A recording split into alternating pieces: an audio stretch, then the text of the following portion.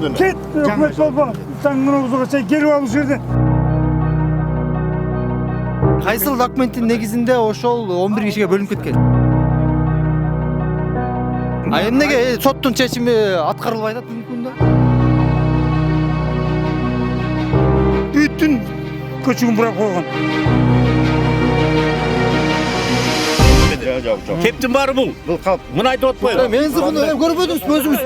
Урматтуу айлык Энзифун өзүнүн чечимине бере албай койбодуңузбу, туурабы? Азыр бизге айлык сүйлөп кетти же адвокат сүйлөп кетти? Түшүнүксүз болуп калды. НЗФ деп турат, Эмнени түшүндүрөт? Бул Эмнени түшүндүрөт? НЗФ эмнени түшүндүрөт десем айлык билбей атат. Өткөн документ берди, жок болуп атат. Жок. Бердиме? А сиз муну каяктан алып келдиңиз? Мен муну республиканский төмеден Тагыраагы бул жергиликтүү бийликте, айлык өкмөтүндө дагы болгон жагында жок. 94-жылы мен 12 жашта болчумун. Сиз ал кезде 12 жашта бала болуп кеткенсиз. Ал кезде мен жок болчумун. Карапайым эл юрист болуп бүтүптүр да. райондук соттун чечими бар, элге чечкен. Аксакал, уруксат сурооңузга. Менин түшүнүгүмдө мынау жер 240 адамга 240 адамга бөлүнгөн участок болуп. Туурабы? Союз учурунда туурабы сиздерге? Анан азыркы учурда бул жерден 11 киши эзечимби? Атаманын Көчөркул Сатымкулов ошол өзүнүн туугандарына бөлдү. Кайсыл документтин негизинде ошол 11 кишиге бөлүнүп кеткен? Суроо. Аны жана Үшкемпиров деген госрегистр начальник болуп турганда неме токто жеңе токтой тур. Үшкемпиров неме Эркин Үшкемпиров Көчөркул үчөө жазаган документ. Кайсы жылы? Так 2005-жылы. 2005-жылы алган берди. Ага чейин бер жанагынтип бөлүнүп бирок эл аренда калып жүргөн биз кызылча сепчүбүз. Сиздин ушинтип азыр элдин астына чыгып, телевидениянын астына чыгып айтып атканыңыздын себеби колуңузда соттун 3 жолку чечими бар, туурабы? Элге чечкен. Ооба. А эмнеге соттун чечими аткарылбай атат бүгүнкү күндө? Анткени бизде прокуратура иштебейт. Жанагы таңын озгоча чейин биздин облус прокурору Кашкарова деген бүтүн көчүгүн бурап койгон. Аткарылбаган себеби жана Акматов Эшбек дегендин небересинин кызы болуш керек. Нарымкүл главный прокурор болуп иштейт. Ошолор тууралуу кетет. Генеральный прокуратурада иштечи да. Азыр иштебейт. Азыр иштебей калган. Кызы Акмат Эзенбек деген берде мурда неме генеральный прокурордун замы болчу. Бул бердик да биздик айылдан. Урматтуу айлык келиңиз. Мен өзүм тааныштырайын. Атым Темирлан. Фамилиям Сейитбек уулу. Мен карап койсоңуз, мен сизге сүйлөп атпаймынбы? Атым Темирлан. Фамилиям Сейитбек уулу. Сокол медиадан келдим. Бишкектен келдим. Анан бул жактагы Бакай атада болгон көйгөйлөр маселелер жөнүндө тартып жүргөнбүз. Анан бул аксакал айтып жатат. Бир эмес 3 жолу сот бизге чечкен, бирок соттун чечими бүгүнкү чейин аткарылбай жатат. Бул жак участок болчу дейт. Анан сиз бул боюнча маалыматыңыз кандай, эмне оюңузду айтыңызчы? Бул жер бүгүнкү күндө кечиресиз. Элдер сизден азыр эле уктуңуз. Мына агабыз талап кылды. Өзүңдү тааныштырып коесуңбу деди. Өзүңүз тааныштырып коюңуз элге. Буланбеков Уланбек Эсенбекович, Ботерек айлык өкмөт башчысымын. Бүгүнкү күндө бул жер үлүш болуп тийген. Колдорунда госактысы бар. Эми ултуруңуз. Госактысы бар. Ошолордун ичинде Абдиев Мупарек, Акматов Дүйшөналы, Акматов Эшбек, Жусупбеков Казак, Мүзүров Кадыркул, Сатымкулов Дайырбек, Сатымкулов Мүзүр, Сатымкулов Тимур, Сатымкулова Галина, Тыналиев Бакболот дегенге 1995-жылы бул жер райондун токтому менен булар Дейкан чарбага бөлүнүп берилген. 95-жылы. 95-жылы. Эми ошодон кийин бүгүнкү күндө колдорунда госактысы бар. Госактысы болуп аткандан кийин поделка госакты. Эми ал буспаңыз. Андан кийинкиси ошол жерде госакты болуп аткандан кийин бул баардык тургундар үлүш алгандай бул үлүш болуп калган. Бүгүнкү күндө Айдоо Сугат багытындагы жерлер турак жайга трансформациялоого тыюу салынганын баарыбыз эле билебиз. Эми кантип деген мен суроо бергим келет. Соттун чечими боюнча кандай дейсиз? Соттун чечими боюнча бул 2012 жыл болгон, ага чейин да болгон. Эми 95 жылдан бери чечилген маселени мен бияка жаңы ротация болуп келгем. Эми Канча жыл келгенсиз? 5 айдын ичинде. 5 айдын ичинде буну чечип кетиш мага кыйыныраак. Сурооңуз барбы? Өкмөт. Буну элдин келечеги үчүн, элдин балдары үчүн бөлүнгөндөр. Жалаң 3 кишинин келечеги эмес. Жок. Берде сен бар го. Жок, сен бар го берде. Бак карганын көзүн чукайтып дагы эшпекмен көчөр кулдардын сөзүн сүйлөсүн дагы. Сот чечим бербейт, эмне кучакта отурган? Ай балам, мен айтайын. Мен 10 балам бар. 10 балам бар, бирөөнүн бир жери жок. Асты 45ке келип калды. 10 балам бар. Үлүштү алганбы? Мен талым бакты калтырап, титиреп туруп өлүп кетти ушу жерди алам деп. Өлдү былтыр. Анан мынау документтерин баарын мынауга бергем. Подделка документ бердим, баары подделка. Мына мынакта алтын уяда жерлери бар алардын. Анан 2ден 3 тие уя балам, я. 2ден 3 тийбейт да. Мына мынакта бар алардын жерлери. Эми мага неме болуп койсоңуз, ошол соттун чечими болуп атканда, ушул жердин жана подделкасы боюнча подделка деп туруп, экспертизадан подделка кылып кеткен го, биз буну бусканга толук укугубуз бар болчу. Бирок тем не менее ошол жерде алдындай соттун чечиминде бирөөбүз дагы көрсөтүлгөн эмес. Мына Сот эмнени чечип берген анда? сот абсолютно башка тиги соттун чечимин кайка алып койдуңуз. Соттун чечими оняктан жер берилген аларга. Берсеңиз. Соттун чечими. Жок, Берилген жер. Адип Нупрек, Акмат Эшбек, Сатымкул Көчөркулдар берден жылбай судун башы деп. Казактын баласынын жери жок экен. Мына ожалар менен өзүңүз тааныш көрсөңүз. Эл айтыңыз. Догер Мупарек дыйкан чарбасынын башчысы Абдиев до арызы менен кайрылган канаттын калсын берип атат мынаки. Жакшы окулур. Анан дагы кандай кылабыз? Мына ошол эми уктуруңуз. Мен сиз сүйлөп атканда мен бузган жокмун го. Ошол эле айылдын жана жаштардын аз турак жай менен камсыз кылуу максатында ошол эле учурда берги инвестиция тартуу максатында бизде алдагы жерге жерлерди трансформация кылуу иштери уже бизде башталды. Анткени бизде азыр 600ден ашык жарандар турак жайга муктаж болуп туруп атат да. Ошол трансформация берет. Аксакал.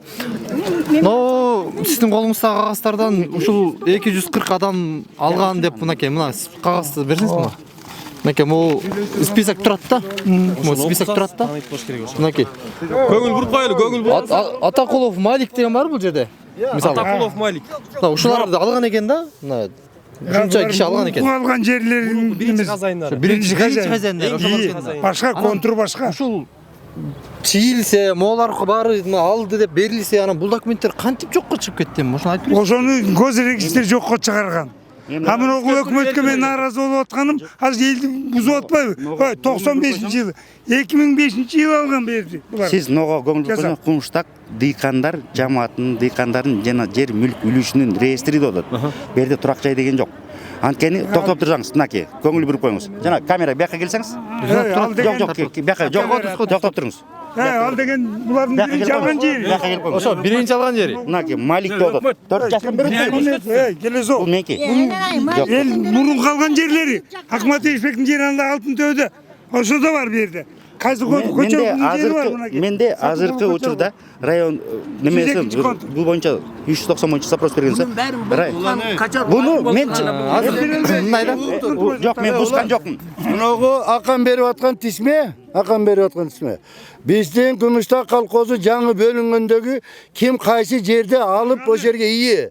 Анан кийин эми бийлик ошо кезде башаламан болчу, башаламан кылып алынган жер.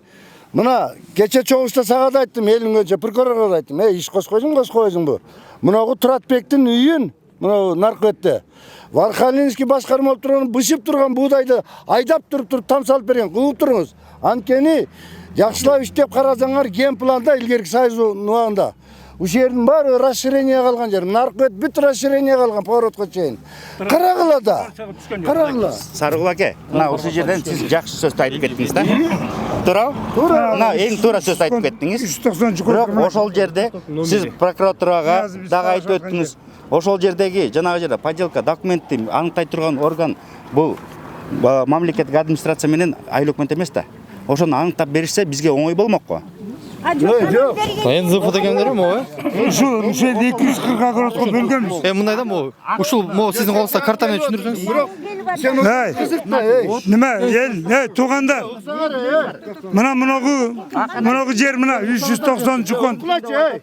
Айлыкмат койсоңуз. Айтып бериңиз. Ey, туугандар, мынагы 390 кон турду. 12 жылы 240 огородко. Урматтуу Айлыкмат, сиз элге сөз уккан келиңизби же адвокат болгон келиңизби? Жок, мен Отуруңуз адвокат кичине. болгон жокмун. Сенен сураган жокмун, түнчүбөй тур.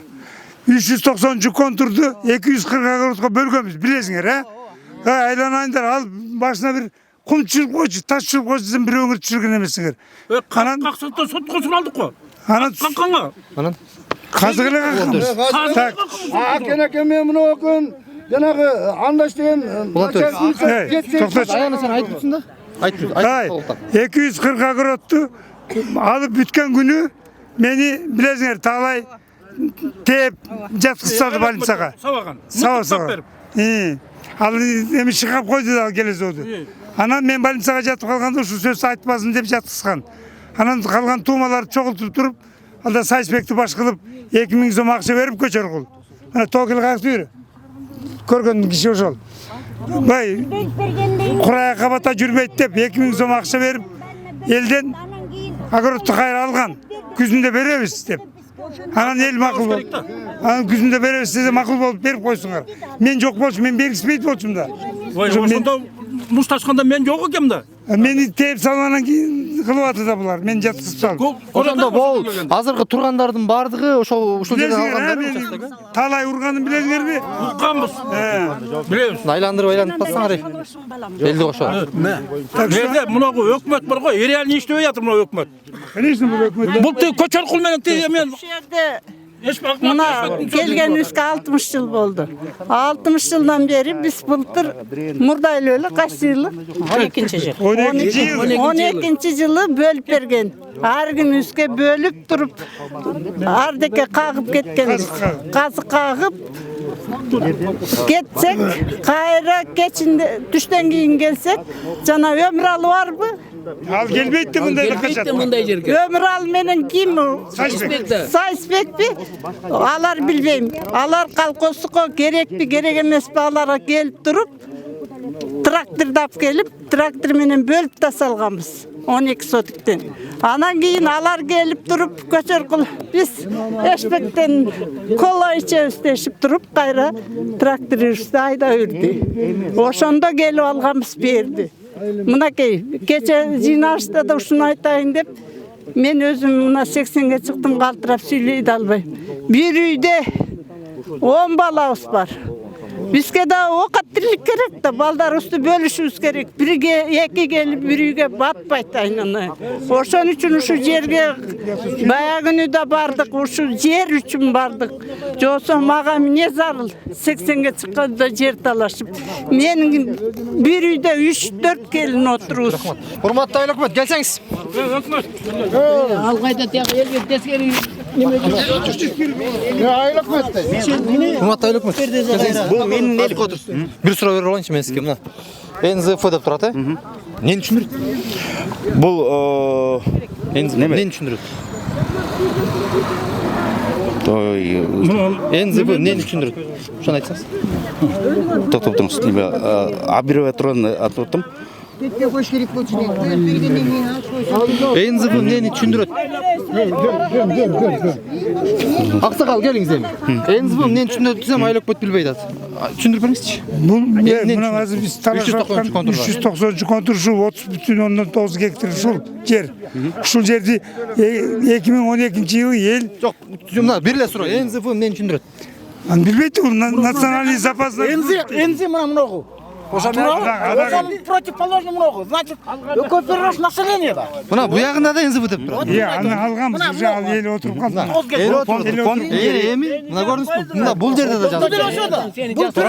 Жок, эгерде анда фонд расширение болуш керек эди анда. Анда буну аббревиатура башка болуш Бул керек. 94-жылкы. Бул карта эч кимде жок азыр. Эч кимде. Бу картаны көчөргү берден жок кылган силерден. А мен буну республикадан алып келгем. Архивке кирген болсо бул жок деп атат. Азыр. Архивде жок. Мындай да. Урматтуу аксакал, баягы көрүүчүлөргө элге түшүнүктүү болсун үчүн мындай да. НЗВ дегенди өзүңүз түшүндүрүп берип коюңузчу. Национальный запасной фонд дейт. Запаска калтырылган фонду. Жер. Фондогу жер бер.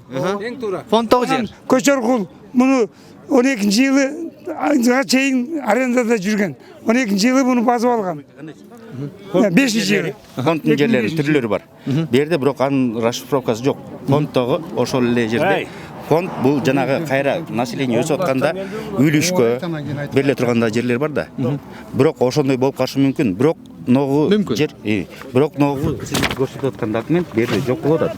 Силерде жок. Бердим. А сиз муну каяктан алып келдиңиз? Мен муну республиканский төмеден Тагыраагы бул жергиликтүү бийликте, айыл өкмөтүндө дагы болгон жагында жок. Эме жана Үчкемпиров Эркин экөө Райондо картанда жанагы Жумек, Замир Жумеков. 94-жылы мен 12 жашта болчумун. Кандай? Жок айтасыз. Эми сизди берүүдө эч ким айткан жок Бул анда. боюнча жок болуп атпайбы?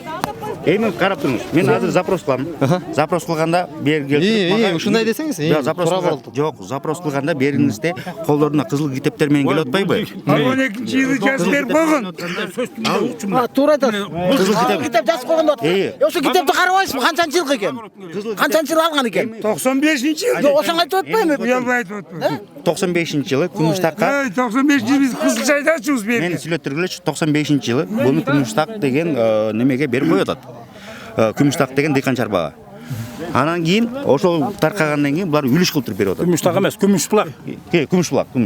Мында тактап Анан кийин берге бергенден кийин булар жана дыйкан чарбалардын жерлери немеге жанагы турак жай курууга берилбейт. Бул үлүш катары гана берилет. Убактылуу. Сен жок. Өкмөт айланайын, өкмөт. Сен урматтуу айыл өкмөт мындай да. Сөзүн токот ери. Сиз ал кезде 12 жашта бала болуп келдиңиз. Ал кезде мен жок болчумун, мен 96-жылкымын. Ийдеңиз. Азыр эми мына момча эл арай көз чарай көз жылып турат. 80ден ашкан апалар турат, аталар турат, баары турат, балдарыбыз 10 үй, 10 кишиден башка 10дон ашык киши жашайт деп турат. Ушул жерде алдык элек, андан кийин бербей койду, мындай болду, тиндей болду деп. Жок, берди. Уктурбайсызбы? Мен элдин айтканын айтып атам. Эмне талашып атасыз эми? 10 кишинин үлүш катары алган деп айтсаң. Сиз сөз уксаңыз? Жок. Мен айтып атам азыр. Кемпирлер айтат, үйдө 10 балам бар. 10 балам бар деп айтат, ошону айтып атат. Сен мында түшүндүрүп сүйлөйсүңбү? Оюңа келген сүйлөө. Анан андай болот да, сиз айыл өкмөт катары мынакей азыр уксаңыз Анткени ал аренда калып жүргөн точно айтып берсең. Эшпектин объектini билет. эми сиз айыл өкмөт катары азыр уксаңыз, сиз айыл өкмөт катары мынакей могу карта момча документим бар бияктын колунда экен. Республикадан таап келдим дейт. А бул жерде жок дейт. Эми турбайсызбы? Жок дейт. Анан эми айыл өкмөт катары элдин таламын талашкан катары ооба мыйзам чегинде болуш керек бардыгы. Бирок мыйзам чегинде биздин колубузда, соттун да чечими мунун баары колубузда деп жатат. Сиз ушул боюнча бир кандай иш-чара жүргүзөсүзбү? Жок, мындай кылсаңыз, бул боюнча маалымат берсеңиз. Жарандык кодексинин 265-статьясы бар. 265-статьяда жанагы пайдалануучунун срок давности менен жол бербей атат мага. Анткени 95-тен бери, андан кийинки кайрыле 2012-ден бери төлөп жүргөн салыктар бар болуп атат. Аны кайра сот менен болгону. Сот эгерде сот чечим чыгып берген болсо 2012-жыл болуш керек, жаңылбасам да. 2005 биягында жүрсөңүз ачыңыз. Ачыңыз. Алып качпайм го сизден. Бул жогорку сот. Анан кийинки 2012-жыл. 2012-де эмне кылды? Берде жер болуп берген. Бөлгөндө да макул болушкан. Болгон эмес, бул убактылуу. Укпайсызбы? Мына ушул жерде арай көз чарай барды турат. Ошол жерден келгенде казык кагыштыр. Өстөр айтты, уктуңуз. Казык кагандан кийин макулбуз деп кетип калган. Ошондон бери срок давности деп өткөн атпайбы? Макул деп кеткен эмес. Ошондо мындай экен да. Ошондо Сен антип айтпа, сен жаңыласың. Ушул огородду алам деп жүр. Мен өзүм мына 70ке чыктым. Мына 2 айдан кийин 70ке чыгам. Айыл өкмөттөн жер алып элек. Жок. Сатып алган участокто отурмун, там салып. Ошол бул башынан 2000 канчанчы контур? 390 контур. теге эмеде ген планда элге де берилген токтом бар экен. Бар, мына жакта бар. Ооба. Анан кийин, бул колхоз тарап бери жана Күмүштөө болуп эметкенде Күмүшбулакка бер тийип калалы. Анда көчөркул иштеп турган. Анан кийин берде бул кызыл чалып элге кызыл чага берип жүрдү. Кызыл чалып иштеп жүрдү арендага. Анда эч ким билген эмес. Анан кийин аякта турган көчөркул муну эч ким билбейт. Билбей бүт туугандарына берден кысматты пайдаланып, үлүш жер кылып, гозакты алган бул эме болуптур. Анан эл аны кийин билип туруп, анан кийин берден 2012-жылы бөлүп алды. Айыл өкмөттөн келип, бияктан келип баарын бөлүп алгандан кийин анан алып чуркап жүргөндөрдү буну сабап салды, эмени сабап салды. Анан муну жерге келди. 2 күндөн кийин балам могу жерге келди. Начальник милиция келди. Прокурордан келди. Булардын жанагы мубареги баарысы келди. Бүт баары келди. Чоңдор райондо болгон. Тилкат жазып ошол жерден операга аксагама көзөтүп кетти, жер жамандап барбасын. Ментип элге керек болсо берели. Эми муну эгин истеметип беделер бар эле көзүндө берели деди ошол жерден турганда.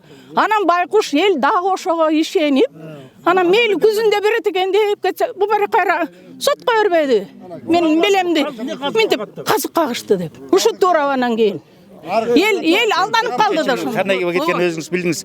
Бул жерде мындай. Азыркы учурда Айдоо Сугат багытындагы жерлерди трансформация, бул трансформация болгон эмес. Бул фонддо эле калган да. Айдоо Сугат багытындагы жерлерди трансформациялоого тыюу салынган. Азыр Айдоо Сугат багытындагы жерлерди трансформациялоо бизге кыйын. Эгерде жанагы немени мораторийди алган болсо, анан кийин бул жакты кайра турак жай боюнча биз кабинет министрге жөнөтүлүп, ошол жактан гана трансформациялот. Эгерде трансформация болбогон бул элеки чейинки жерлерди биз неме боло турган болсок, биз дагы ошол эле жергиликтүү администрация ошол жерде уюштурган кишилер дагы мыйзам алдында жооп беребиз да. Ошол эле эми отурсаңыз, ошол эле учурда могу элдин талабын, жанагы элдин үнүн угуу максатында бизде жайыт жерлерди трансформациялоого укук берген. Бирок азыркы учурда болжолу где-то 40 ашык гектар жерди именно турак жай. Анткени биздин учурда 600 канча болду азыр бизде? 652 турак жаран турак жайга неме муктаж экенин билдирди. Биз ошол боюнча биз жайыт жерден трансформациялоого аракет кылып атабыз. Ошондо жер берген тазына башка жактан. Ооба. Түшүнүктүү. Ооба. Берди неме кылган. Качан болот эми ошол? Ал трансформация бизден зависит этпейт. Анткени ошол сиздердин иштеп жүргөндөн болот да. Ал мындай болот. Азыр мынакей жаңы эле биз комиссияны тияка жөнөттүм го. Ошол комиссия трансформациянын башы менен келди. Ошол эле учурда инвестиция, то есть берге завод курула турган. Мисалы үчүн азыр 300 миллион сомго завод куруучуларды чакырамыз, инвесторларды. Ошо менен кошо эле жана жайыт жерлеринен турак жай курууга, жерлерди трансформациялоого мына комиссияны чакырып алганбыз, ошол жакка кетти. Болжолдурду канча убакыт эми? Бизден кете турган 1,5 айдын убактынын ичинде трансформация уже бул кабинет министрликтен чечилет. Биз ошого аракет кылабыз. Эми эл ушунча нааразы болуп чогулуп атат, анан кабинет министрлиги аны укса керек. Эми угат деп ишенебиз. Анткени именно ушул маселе боюнча өткөндө дагы неме курултайда дагы ага чейинки дагы жерлерди Айдоо Сугат багытындагы жерлерден тышкаркы жайыт жерлерди турак жай куруу үчүн трансформациялоого жөнөткүлө деп задание келген. Бирок биринчилерден баштап Кудай буюрса биринчилерден болуп биз баштап атабыз. Трансформацияга түшкөн жерлерди түшө элек жерлерге Жок, аке. Бир трансформация болгон эмес. Болгон. Мен комиссиям бар. Ушул айыл өкмөттүн эмесмин, тургунумун кое тур, өкмөт кое тур каяка. Ой каяка бери. Каяка качсың бери. Бергенде бер. Каяка качасың сен? Мына ушул өкмөттү айтып коеюн, мына бул деген мен катышып жүрөм көптөн бери. Ишке катышат, бул киши билет. 94-жылы трансформация болуп, өкмөттүн токтому чыккан. Анан ушуга окшогондор келип кеткендердин айынан деген адеп элдин немесин калтырып бөлүп бербей атат.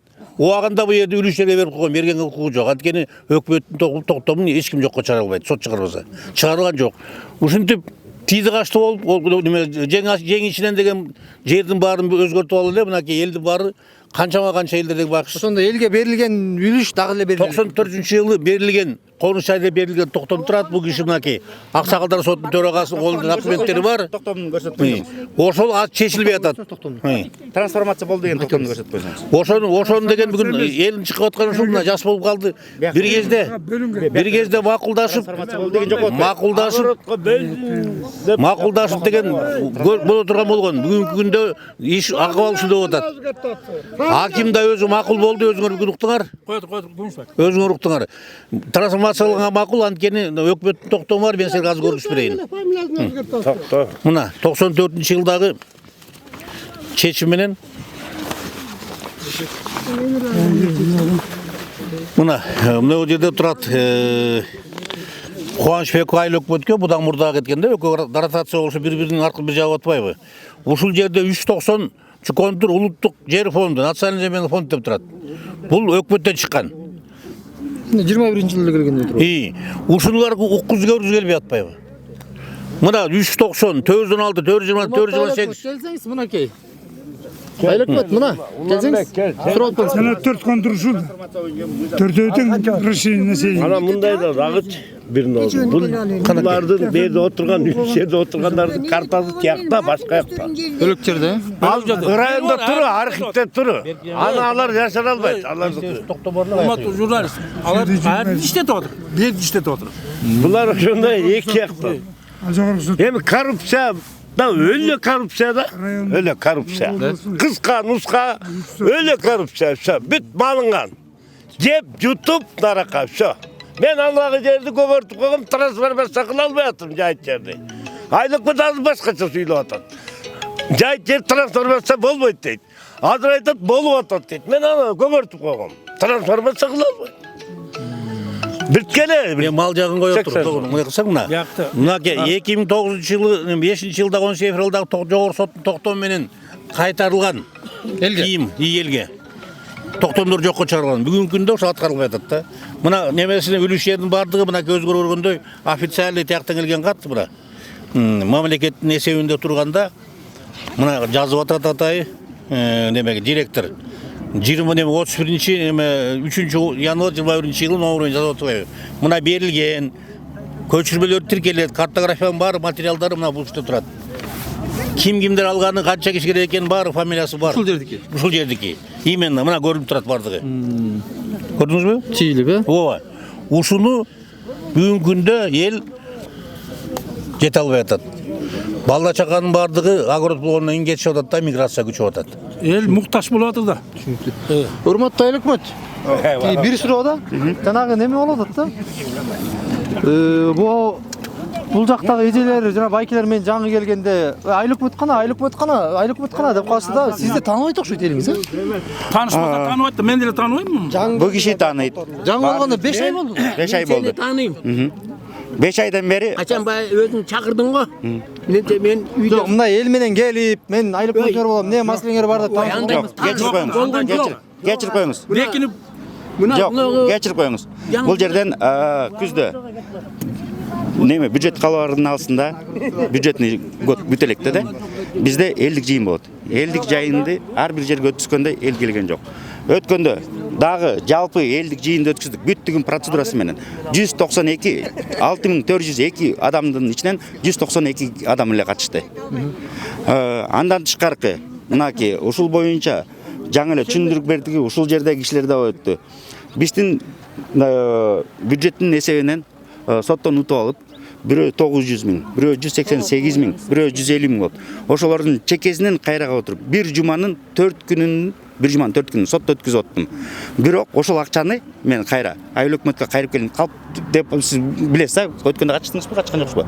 Эгерде ушул неме отурган болсо, мен элдикин элге кайтарып келүү максатындамын. Ошол эле учурда жанагы айыл чарба багытындагы жерлерди, айыл чарба багытындагы сууга суу жерлерди трансформациялоого тийүү салганына байланыштуу кайра эле турак жайга жайыт жерлерди трансформациялоого аракет кылдык. Урматтуу айыл өкмөт эми уктуңуз. Эми токтотурсаңыз, именно могу жерде бери трансформация болгон деп туруп токтомун көрсөтө алган жок. Азыр көрсөтпөйт эне? Жок. Көрсөтө алган жок эмес. Мына Теменчи жылы 2008 11 апрелде 144 немеден 181 гектар жер берилип атат, так? Жана картаны бергилечи када.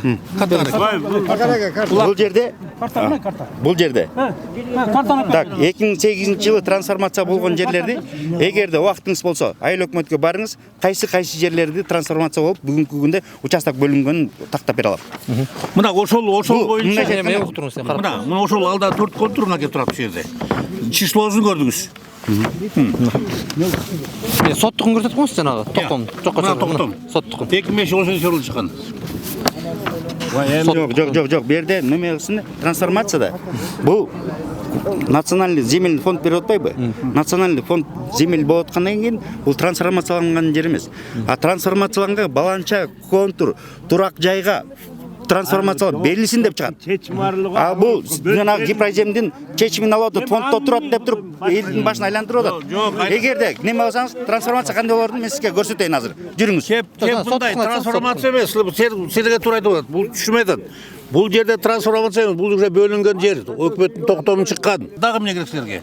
А жана трансформация деген сөз бөлөк бул. Трансформацияланган жерлерди жерлерде бар. Эми карап туруңуз. 2008-деги болуп аткан болсо, бул анда земельный фонд болуп келбейт болчу. Эмне болот эле?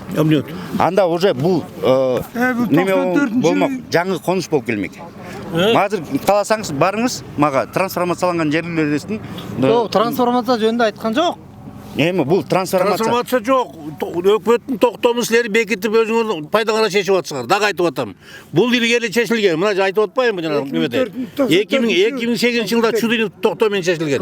Ошону булар деген биерден кагаздарды менен пайдаланганда булар. Карталары кыймылдап буза коюп өстөрү иш кылып атат дагы. Бүгүндө трансформация. Эми ошону тактап коеюн деп атам. Силер тактаганда силер тактагыла. Мынакей карагыла берден. Кубанычбеков жазып атпайбы? Мына силерге келди да. Эмнеге ушуну сураган жоксуңар элден келип? Мындай келди. Аксакал мындай урматтуу айыл өкмөт. Ал кезде туура сиз жаш бала болчумун деп айтып атасыз. Ал кезде мен планда жок болчумун. Ал кездечи анан азыр мынакей элдин талабы, колдорунда турган кагаздары, ушулардын баардыгы менен сиз карап көрүп, текшерип, тийиштүү органдарга жиберип, ушундай болуп атат. Элдин мазалеси бар экен. Мынакей МОМО документтер турат. Ортодон бир документ жоголуп кетти, бир карта жоголуп кетти. Алдын таап келишти. Мына турат. Мунун өкмөттүн токтому, мунун токтому бул деп. Сиз эми элдин атынан тийиштүү органдарга кайрылып, элдин мазалесин чечкенге жардам бергилсеңиз болобу? Бирок бул негиз болобу? Эми уксаңыз, мен келгенден бери ошол боюнча жок уксаңыз турак жай деп келип аткандан кийин, бирок азыркы Айдос Угат багытында жерлер трансформациялоого тыюу салынган боюнча мен маалымат берип кетпедимби? Ошол себептен калбайм да. Бул жок, бул жер мындай болуп атпайбы? Булардын күйгөнү, элдин күйгөнү. Бул жер ошо сиз азыр айтып атпайсызбы? Айдос эбиде трансформация болбой калды анан деп айтып атпайсызбы? Ооба, азыркы мыйзам жол бербейт. А бирок ага чейин эле бул чыккан болчу да. Ошону такташ керек бакыр. Эми карап туруңуз. Мына 2008 тактабайм болду, эмне ошого дейсиз? Жок, пайдасына чечиш керек эмес. Бул баардыгы процедурасы менен келет. Эми карап туруңуз, эки сүйлөгөн жокпуз, коюп туруңуз. Эми могу жерде 2005 бар, 2012 бар. Бирок сот чече албай жатпайбы анда конкретно? Ошол учурда сот чечкен болсо, мына ошол жерде мынакей юрист болуп жүрөт. Мына ошол жерде аксакалдар соты болуп жүрдү. Аксакал. Соттун чечими биринчи эме берген. Бияқты қарап отырмын, тек қана неме. Мына соттун чечимдери 2012-жылы чыгылган. Булар деген эшкилери жок, талкаланган кезде. Ошону калтырган, эч кандай неме зыяны жок. Буквально окуп берип коюңуз. Мына оку, мына. Арды канаттарды калтырдым деп туруп.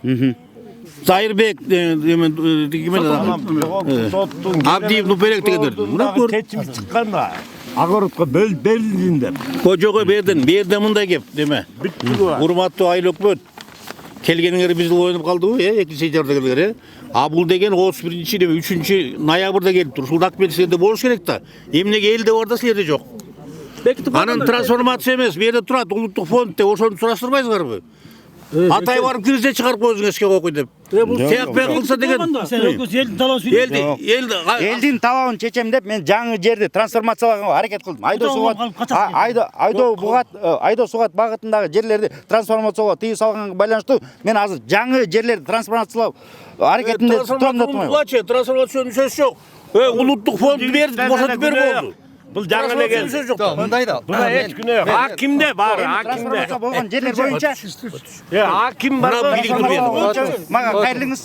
Мен азыр мындай да могу могу национальный фонд Официальный хат келип атат. национальный фонд деп атпайсызбы мынакей национальный земельный фонд деп атпайсызбы НЗФ деп атпайбы бул айыл өкмөткө могу НЗФ деген эмнени түшүндүрөт десем аны чечмелеп бере алган жок ана сиздин кагаз түшүнбөк беле эмеңиз Түшүнгүзү келбейт, анткени жогорактан карап турган тийбеди. Жок. Кептин баары бул. Бул калп. Мына айтып атпайбы? НЗФны көрбөдүңүзбү өзүңүз урматтуу айыл өкмөт НЗФны өзүң чечмелеп бере албай койбодуңузбу туурабы жалпы жок жаңы эле видео тарттык го фонд бар. НЗФны чечмелеп бере албайбы чечмелеп бериши десем Бул фонддун жери. Бирок трансформация болгон жер эмес да.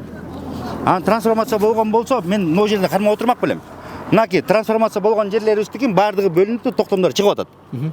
эмне болуп бери айтыңыз Берде азыр трансформацияга неме кыла албайбыз биз.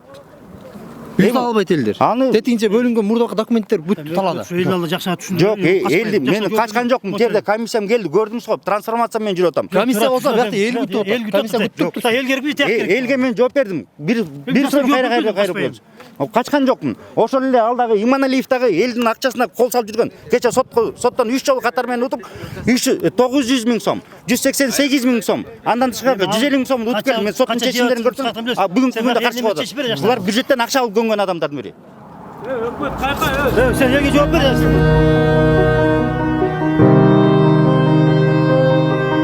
дагы жана жерде 180 канча дедиңиз Төртөөдү бүсө чыгат. төртөн бириксе 181 чыгат да Ал чайынан барсаң сен немеңде бар, айылдын бар.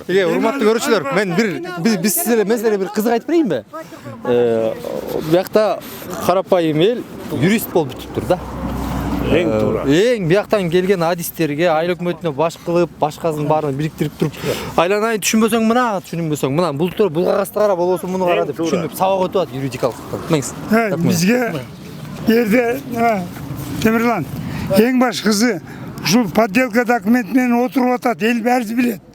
12-11 кишиге көчөркул жанагы таңыбызга чейин ким эле жер комитети Үч кемпир. эркин жасап берген кызыл китепти 2005 жылы өкмөт айтып атпайбы 95-те. Эми ошону өкмөттү обработка көзү айтып берет экен да. 95-жылы алган. Алганда бул жердин эзинин ичинен Акматов Эзенбек прокурор болуп турган, ген прокурор болуп турган. Ошо Эзенбек тактан подделка документ кылган. Тетиякта турал. Мine эле тататсыңар, түшүрө эле айтып койбойсуңар. Бол. Сатынкул көчөркул аким болчу. Аялы архивдин заведующий болчу. Бүт документи жок кылган ошол 3 кемпир көчөркул Сатынкулов. Аке, урматтуу тургундар, ногуга көңүл буруп коюңуздар. 1994-жылы 30 декабрда 119 менен Бакатай районунун администрация тарабынан токтом чыккан. Ал жерде мына экспликациясы менен жүрөт. Эстебесов деген кол койгон. Ал жерде мынакей контурна урган 390 контур. Күмүштак колхозуна бөлүп берип атат. 390 могу жер Мына, ошол жер Бул 390 боюнча. Бул немеге үлүш катар кетип атат. Андан кийинкиси. үлүш катар деген айтып коюңузбу Андан кийинкиси. үлүш катар деген айтып коюңуз ошону Үлүш катары деген алда. Ал 90. Мен документ сүйлөзүм аке. Андан кийинкиси. Жанагы трансформация 2008-жылы трансформация болуп келген деп атат.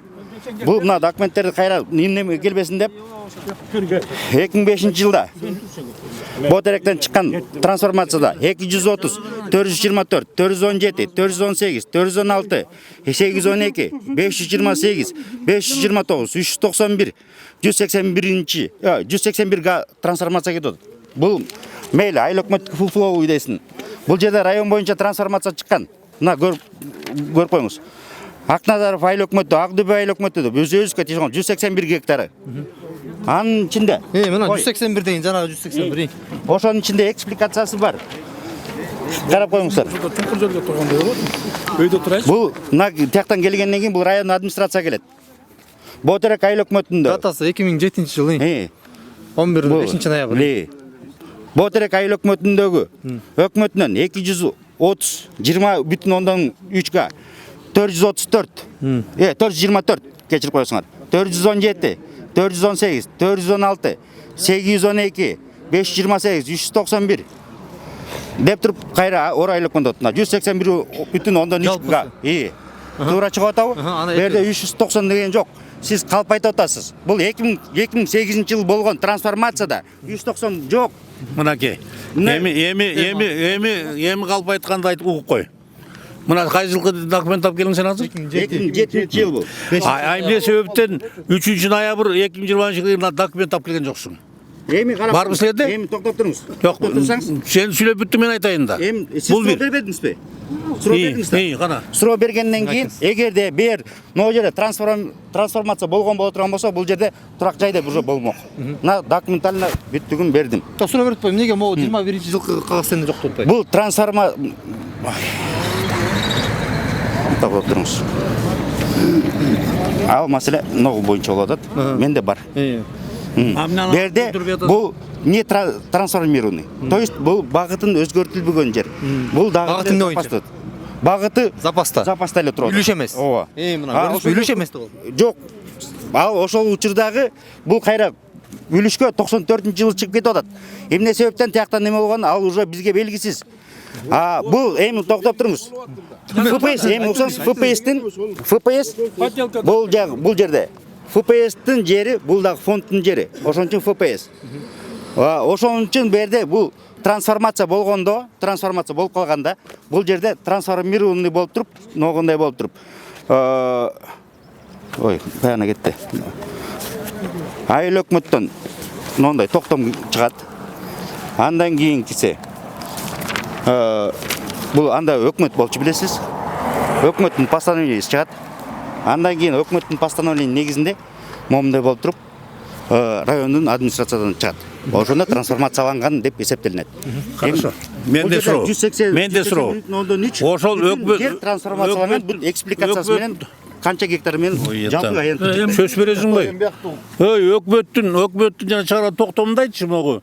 2005-жылдагы 8-жылдагы 2008. 11 апрелде 144 токтом жокко чыгар деген бөлүгү бар бекен? Жокко чыксын деген. Бар бекен? Жок. Значит, bunun баары подделка жана мафияга аралашып атат да. Райондун негизинде ошол кат чагылып ар жолу отуруп келип атасыңар. Болбосо, мына жаната тарабында бар документ. Жараттан бери айтып атканым ошол да. Мына айыл өкмөтүңөрдүн. Калпы чыдап айтканга оңой экен, келбей бою жерден чыга электе. Муну кат калганы чын бекен? Чыкты колунда. Эмне муну жаната бир айткан жок. Биз ушуну сурап атабыз. Бул киши кое тур. Бул киши 3 жылдан бери чуркап жүрүп, муну эмеден алып келди, архивден алып келди. Кабылды, көрдү. Эми ушуну алганың чын болсо, катың барбы? Ушуну разъяснение берчи, эмне кылабыз деген. Катыңар жок. Анткени бекитип койдуңар. Бекиткен жок. Мына карап туруңуз. Бул боюнча, ушу кат боюнча каяка кайрылдыңар? Айтып дейсиң. Эми коюп туруңуз. Бул боюнча мынаки атайын дело ачылган. Көрүп турасыз. Буну мен жазаганга даже буквально жетишпейт болчу, билесиңизде. Bunun бардығын запросту берген немеге жооп келип атат, мага чейинки айыл өкмөттө. Бүт ошонун бардыгы материалдар бизде чогултулууда. Бирок бизге жолтоо болгон жанагы Айдоо Сугат багытындагы жерлерди трансформациялоого тыюу салынган деген нерсе бизде жолтоо болуп турат. Мына мыйзам менен сиздерге көрсөтүп бердим. Эми жанагы трансформация болгон деген сөз бул жанагы жерде мен сизге бүт далилдеп бердим.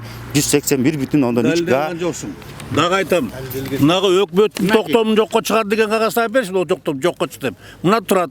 Биз контур көрүп атабыз. Силер аргументиңерди дайындагылачы. Мынаки. Трансформация жөнүндө жок. Эмне бар? Мынаки турат. Жок, эмне турат? Жокко чыгып туруп мына токтом. Жок. Экспликациясы менен. Мынаки жок, хорошо. Мынаки. Аны кийин жазып алдыңар. Муну айтам. Буну өкмөттүн токтомун айыл өкмөт район администрация, обл администрация жаза албайт. Бул өкмөттүн жооп.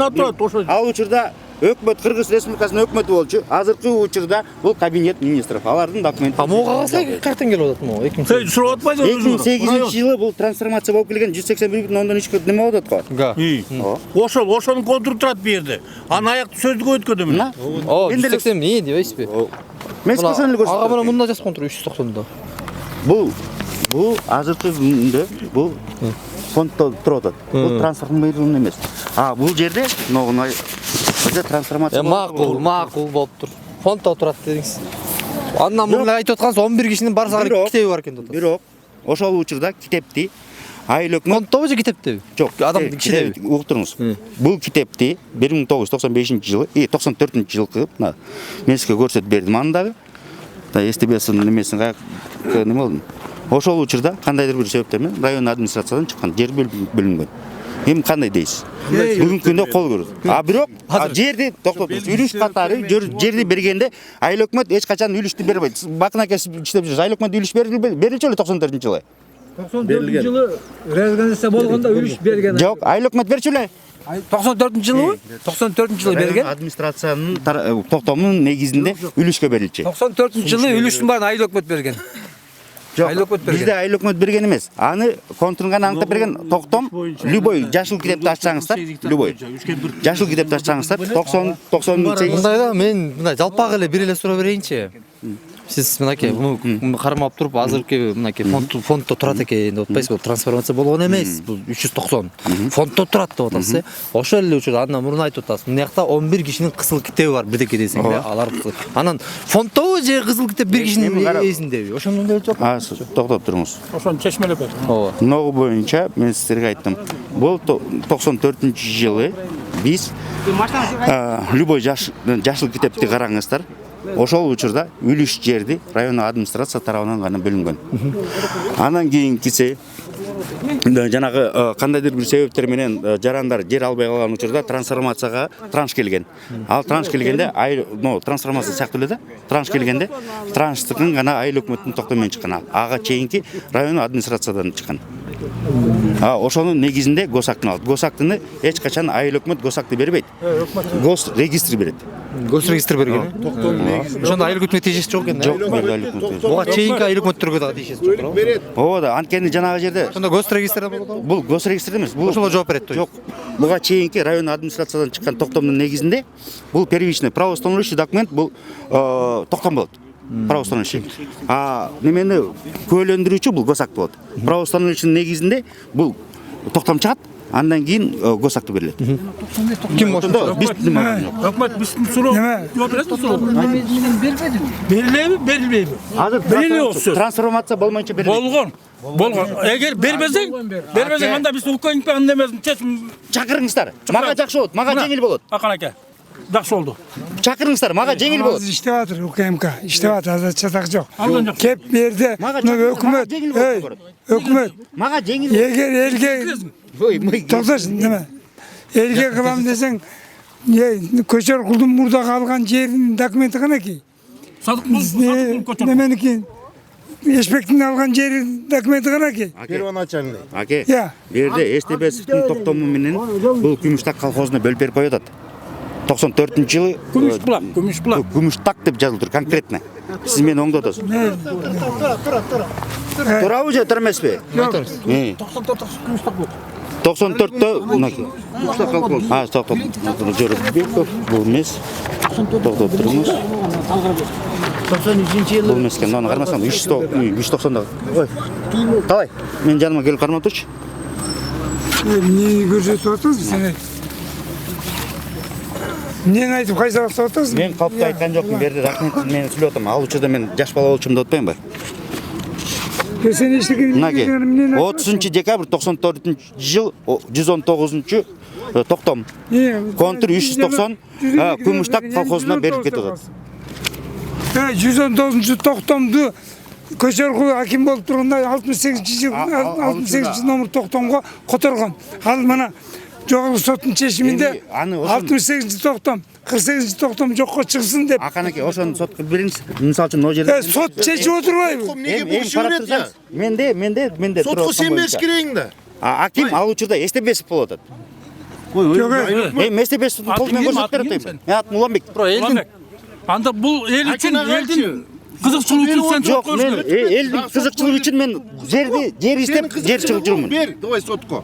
Мына чыккан жерди алып бер болчу. Соттошуп отуруп бүттүк го.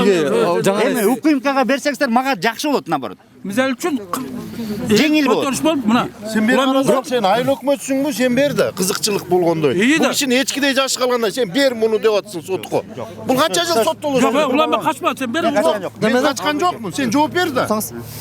Сиз анан бер дегенде. Сиз айыл өкмөтсүз, бул элдин тагдырын чече турган сиз. Бул кишилер жөнөкөй жарандар, айылдын жөнөкөй жарандары туурабы? Сиздин колуңузда баягы бийлик бар, туурабы? Кагаз бирөөгө запрос жиберсеңиз, кагаз берет сизге. туралы жооп милдеттүү түрдө. Анан сиз ушу элдин маселесин көйгөйүн карап көрүп, тиешелүү жактарга кайрылып аракет кылып койсоңуз болобу? Ал 3.90 беребиз. Негизи болобу? Өзү. Бул ошол боюнча ногуну көрсөңүз жаңы эле ачылган скрашвайт. Мен келгенден бери ошо чогултулган материалдардын бири ушул. Жанагы көтөрүп жүргөн ногудагы биздин аракет кылса болобу болбойбу деген эле. Эми бирок аракет кылабыз. Жок, аракет кылганыбыз ошого аракет кылып чуркап жүрүк го биз. Мына карап турсаңыз, анан кийин о жерден немелерди жаладоо кылганды токтош керек да. Сизге жаладоо эч ким кылган жок. Жаладоо кылынбадыбы? Трансформированный жер деп туруп. Трансформация болгон жерлерди бүттүгүн по контрам 181 бүтүн ондон 3 жерди чыгарып бербедим Сен да. жер алды эле 94-жылы. Эшбек мына алтын төдөн алды эле. Алган жери бар. Ана менен бердин да. Трансформация болгон жерди бардыгыңыздарга көрсөтүп бердим. Эгерде трансформация болгон жерде контурлардын ичинде ошол болгон боло турган болсо, трансформация болуп калган болсо, мен могу жерди элге поочередности 652 киши деп жана неме кылдык. 652 кишиге очередте тур.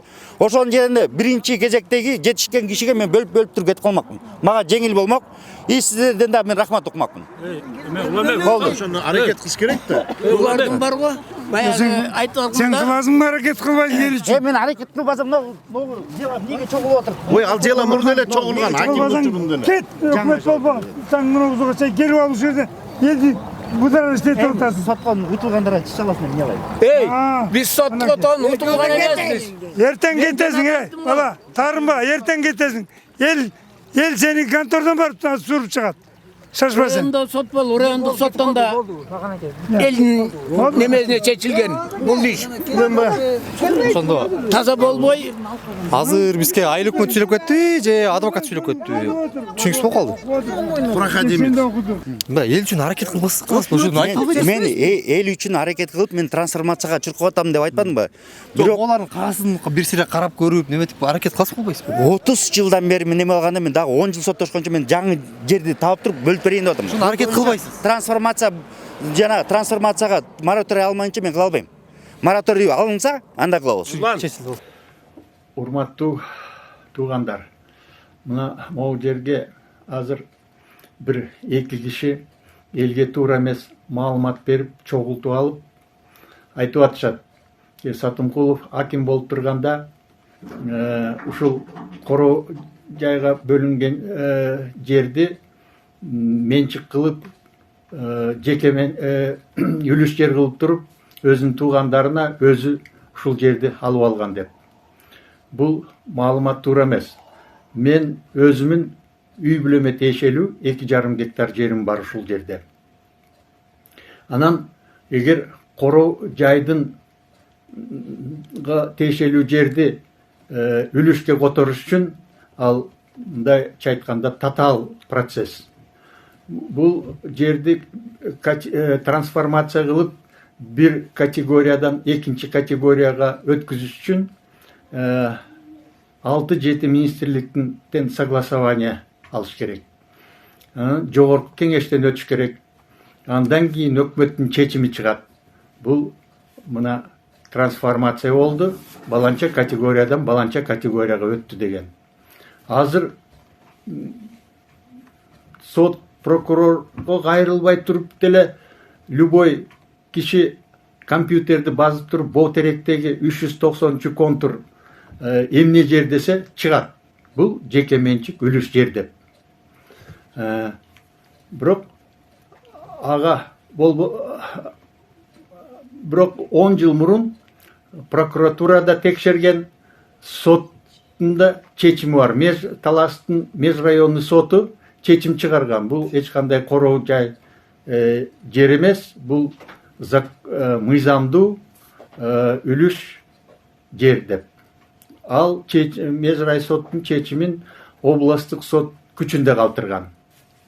Бирок ага карабастан эле жана мен айткан бир-эки киши эле ушу элдин баарын башын айландырып, ушул жерден жер аперебиз силерге деп акча чогултушуп элден адвокат жалдайбыз деп ушинтип 10 жыл мурун чечилип калган жерди кайта коскошуп атат.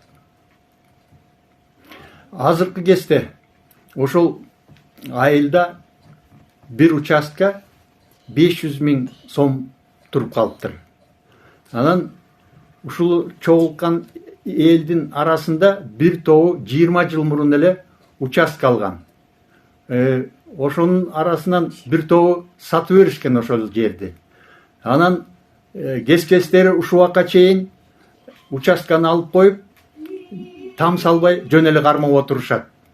Бул мыйзамсыз. Бирок азыркы күндө деле башка жер деле бар экен, участкага бериле турган. Бирок ага болбостон именно ушул жерден жер аперебиз деп элди үгүттөп, мондай чогултуп атышат. Эми жеке менчикти коргой турган мыйзам бар. Биздин жерибиз мыйзамдуу, биз кай жерден болсо да коргоп алабыз. Урматтуу көрүүчүлөр, урматтуу бийлик өкүлдөрү, мынакей бул Ботерек айылындагы маселени уктуңуздар. Бул жактагы баягы жергиликтүү бийликтин деңгээлин да көрдүңүздөр. Ачык айтканда, карапайым элдер юридикалык жактан сабак өтүп атат. Өзүңүздөр көрбөдүңүздөрбү? НЗФ эмне экенин чечип эле бере албаган айыл өкмөттөр бар экен. Жашоодо турачыныз болот. Анан мына элдин баары чогулуп турат, ушул жерде арай көз, чарай көз. Ушул жерден алганбыз, биздики бөлүнгөн. Жок дегенде тиги арпам чабалайын дегенде макул деген истек ошондон кийин бербей койду, кызыл китептерди колдоруна алып алды деп жатат. Баары бир нерсенин өзүнүн чеги болуш керек. Бул жакта 80ден ашкан апалар, 70тин тегерегиндеги аталар баары жүрүшөт. Анан урматтуу тийиштүү органдар сөзсүз түрдө буга реакция кыласыңар деп ишенебиз биз. Эмки эфирибизде ушунун жыйынтыгы жөнүндө сөз болот. Аман туруңуз.